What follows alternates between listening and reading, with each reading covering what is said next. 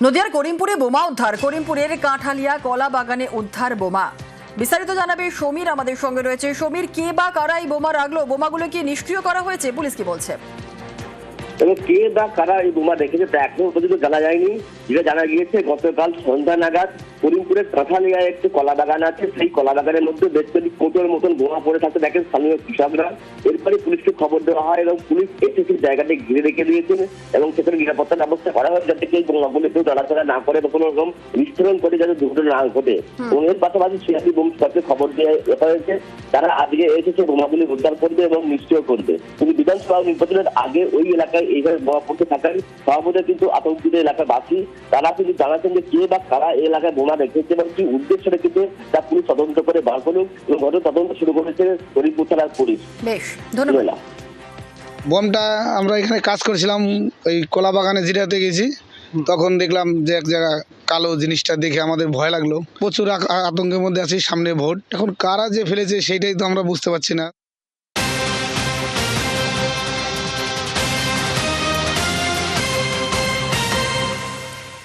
আর ফাঁসি দেওয়ার দিকে নজর রাখতে হচ্ছে, কারণ ফাঁসি দেওয়ায় ফের খাঁচাবন্দি চিতাবাঘ। ফাঁসি দেওয়ার ফৌজিজোতে খাঁচাবন্দি। গত কয়েকদিন ধরেই এলাকায় আনাগোনা করছিল চিতাবাঘ। অবশেষে সেই চিতাবাঘকে খাঁচাবন্দি করা হলো। আমাদের সঙ্গে বিশ্বজিৎ মিশ্র রয়েছে। বিশ্বজিৎ, কখন খাঁচাবন্দি করা হলো চিতাবাঘকে? দেখো, দুদিন আগে খাঁচা বসানো হয়েছিল এই চা বাগানে এবং আজ রাতেই কিন্তু এই খাঁচাবন্দি হলো চিতাবাঘটি। মূলত ছাগল টোপ কিন্তু টোপে পড়ে কার্যত খাঁচাবন্দি হলো ওই চিতাবাঘ। প্রায় 1 মাস ধরে আনাগোনা ছিল চিতাবাঘের। কোথাও চিতাবাঘের পায়ের ছাপ বা কোথাও গবাদি পশুর বিভিন্ন দেহর অংশ কিন্তু বিভিন্ন জায়গায় ছড়িয়ে পড়ছিল।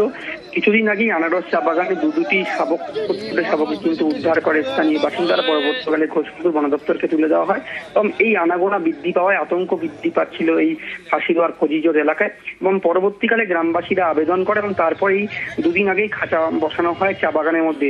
আজ সেই খাঁচা মধ্যে কিন্তু চিতাবাঘ বন্দী হলো। এতেই কিন্তু কিছুটা হলেও স্বস্তি ফিরছে এই ফৌজিজোর এলাকায়। তবে গ্রামবাসীদের দাবি, শুধু 1-2টি চিতাবাঘ নয়, বেশ কিছু চিতাবাঘ রয়েছে এবং এই চিতাবাঘদের কাঁচাবন্দি করতে পারলেই পুরোপুরি শান্তি দিবে এলাকায়।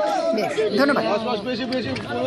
আমাদের এই ফৌজুদ গ্রামে প্রায় 3 বছর থেকে আমরা চিতাবাঘের আতঙ্কে ভুগতেছি। ফরেস্ট ডিপার্টমেন্ট থেকেও কোনো উপায় করে দেয়নি। এই খাঁচাতে আজকে একটা চিতাবাঘ ধরা পড়েছে। লেবার গুলো যে কাজ করে ওরা 1 থেকে বেশি বাঘ দেখেছে, আরো 3-4টে বাঘ মনে হয় আমাদের এখানে রয়েছে। এর আগে তো আনারস বাগানে ওখানে মাঝখানে বাচ্চা দিছিল 2টা। বাচ্চাগুলোকে ওখান থেকে সরাই নিয়ে আমাদের গ্রামবাসীদের একটা দাবি, খাঁচা দেয় ডিপার্টমেন্ট থেকে, যাতে আরো বাকি যে 2-3টা যে আরো